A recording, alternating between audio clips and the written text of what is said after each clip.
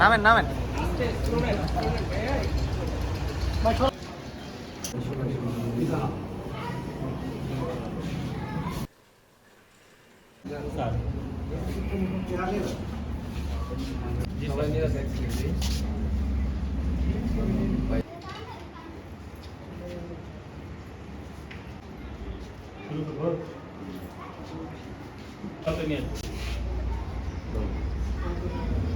তো আমরা গত মাসের 17 তারিখে একটা মামলা হয় শেরপুর সদর থানায়, প্রতারণার মামলা।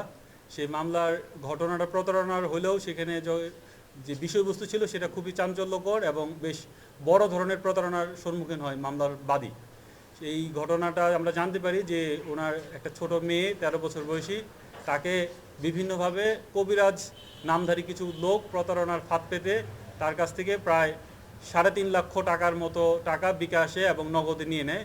একই সাথে 27.5 ভরি স্বর্ণালঙ্কার তাকে প্রলুব্ধ করে তার সমস্যা সমাধানের কথা বলে নিয়ে চলে যায়।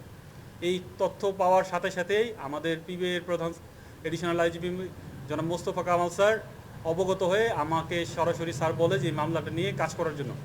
আমরা স্যারের নির্দেশ অনুযায়ী সাথে সাথেই মামলার রহস্য উদ্ঘাটনের জন্য কাজ শুরু করি এবং দ্রুততম সময়ের মধ্যেই আমরা মামলার ক্লু পাই এবং তৎক্ষণাৎ আমরা পিবিআই হেডকোয়ার্টার্সের মাধ্যমে আমরা মামলাটা সউদ্যোগে গ্রহণ করি।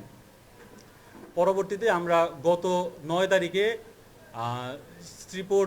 গাজীপুর জেলার শ্রীপুর মাওনা থেকে এই মামলার সাথে সরাসরি জড়িত 2 জন আসামি মুসা এবং রফিককে গ্রেপ্তার করে নিয়ে আসি এবং তাদের কাছ থেকে আমরা মামলার খুব গুরুত্বপূর্ণ কিছু আলামত উদ্ধার করি যে এতে প্রতীয়মান হয় যে তারা এই ঘটনার সাথে সরাসরি সম্পৃক্ত।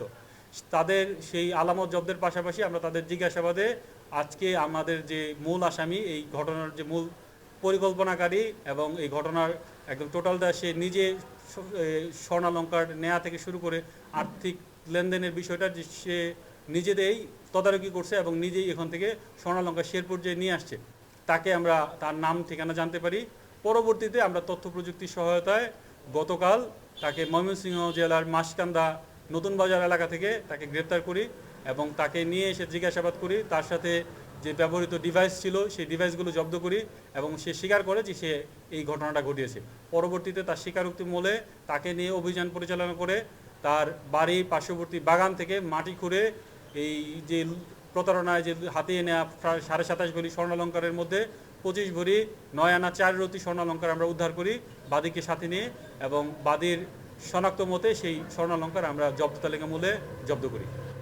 এই ঘটনায় আমরা 3 জন আসামি টোটাল গ্রেপ্তার করেছি এখন পর্যন্ত, মুসা, রফিক এবং মনির। তো এদের আমরা আদালতে প্রেরণ করতেছি এবং পরবর্তীতে এই মামলা সংক্রান্তে আরও যারা জড়িত আছে তাদের বিষয়ে তদন্ত অব্যাহত রেখে তাদেরকেও আমরা আইনের আওতায় দ্রুততম সময়ের মধ্যে নিয়ে আসবো।